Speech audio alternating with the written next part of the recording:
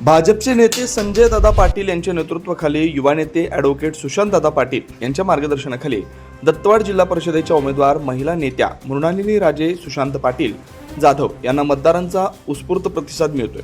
या मतदारसंघात दत्तवाड, घोसरवाड, नवे दानवाड, जुने दानवाड, टाकळी, टाकळीवाडी, राजापूर, खिद्रापूर या गावांचा समावेश असून दत्तवाड हे मतदारसंघातील मध्यवर्ती व प्रमुख गाव आहे। मयूर उद्योग समूहाचे प्रमुख भाजपचे नेते संजय दादा पाटील आणि युवा नेते ॲडव्होकेट सुशांत दादा पाटील यांनी गेल्या 10 वर्षापासून या मतदारसंघावर पकड मजबूत केली।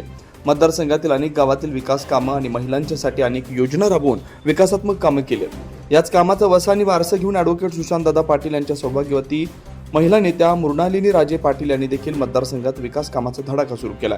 महिलांच्यासाठी होम मिनिस्टर, हळदी कुंकू यासह धार्मिक कार्यक्रमात सहभागी होऊन महिलांचा वाढता पाठिंबा मिळवला।